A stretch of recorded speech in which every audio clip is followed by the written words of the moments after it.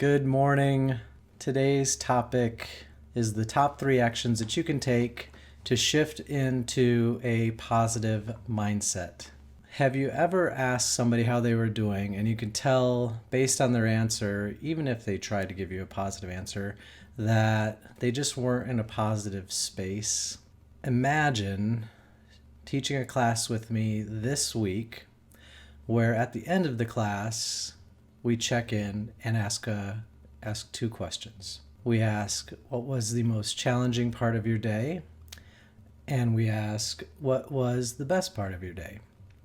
In fact, we do this around the table at dinner on a pretty regular basis because it's a good way to just check in and allow everybody to look at their day in a certain way, looking at some of the things that maybe we would call bad as challenging, and some of the things, and of course, to recall some of the positive things that have happened throughout the day. It's easy to overlook those in our busy lives. Well, one of the young ladies that was in the class had a really hard time coming up with an answer for what was the best part of your day. And it was not surprising, but it took me aback because it made me realize how easy it is for anyone at any age to fall into a funk, a mindset that doesn't allow them to see what's good in their day.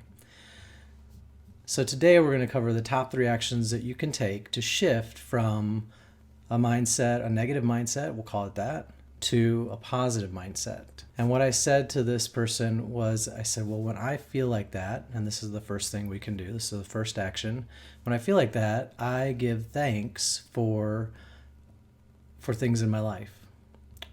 If I exercise that day, I can start with the basics and say, I'm grateful for this body. I'm grateful that I can exercise with this body. I'm grateful I have some place to exercise. We can start with things that are so basic and so simple, but the exercise of going through a list of things that we're grateful for generates a feeling of gratitude within us, and it will help shift our mindset from one of lack or one of victim to one of being a creator and one of, truly seeing what we have in that moment. With all the hustle and bustle and all of the methods of instant gratification that we have around us all the time, unless we make a very distinct effort to eliminate those sources of instant gratification, it's easy to feel like, I wish I had this, or I wish I had what that person did, instead of looking at just the basics. I'm taking a breath right now. I'm grateful for that. I'm grateful for this strong body. I'm grateful that I can run and jump and do gymnastics or yoga or whatever it is that you do. So that's the first thing. That's the first action that you can take. The second action is heart-centered breath or heart-focused breath. This is actually taught by the Institute of Heart Math, and they study something called heart rate variable. And heart rate variable is the information that the heart gives off in between heartbeats. So if you've ever seen is it the EKG? I might have the terminology wrong, but where the bump goes across the screen if you're at the hospital or on a TV show. That line in between the heartbeat actually carries a tremendous amount of information, and that information travels from the heart to the brain. And heart-focused breath increases the level of coherence passed between the heart and the mind in that space, in the space between the beats. And coherence is really, you could think of it as being in sync. When everything is in sync, there's coherence.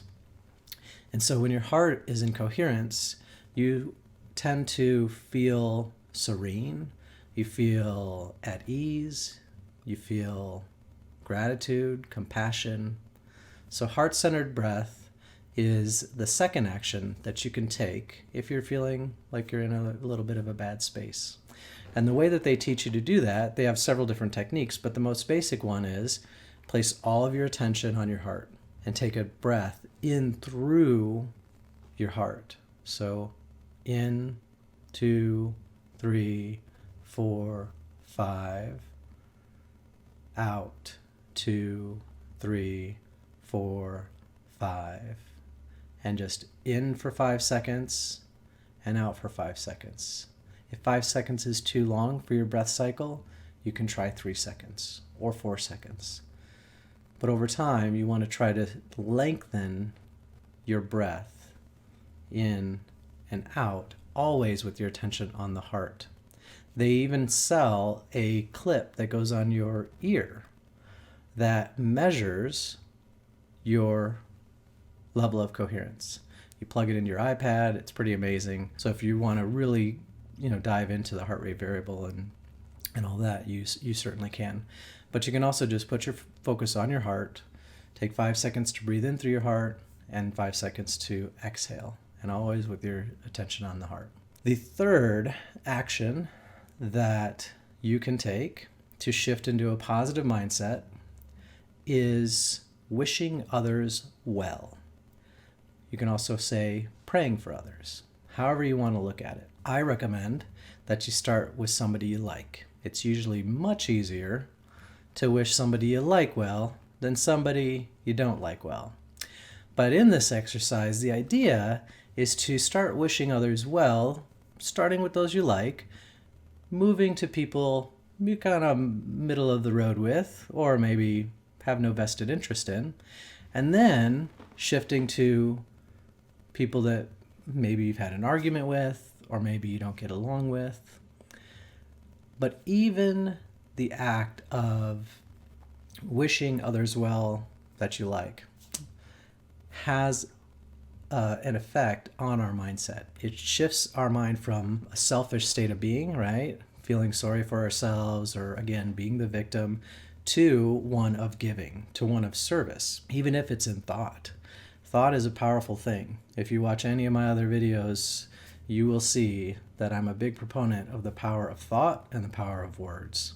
So thinking, I hope my wife has a wonderful day.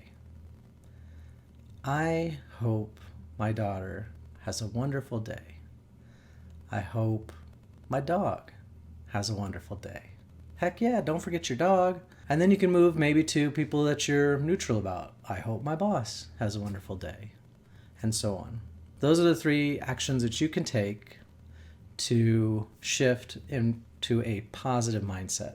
Give them a try. You can try them all. You can try one. And if you have a chance to give them a try, let me know how that works out for you. Please subscribe to the channel if you haven't already. Give this video a thumbs up if these 3 actions are useful for you. And don't forget to eat your cantaloupe.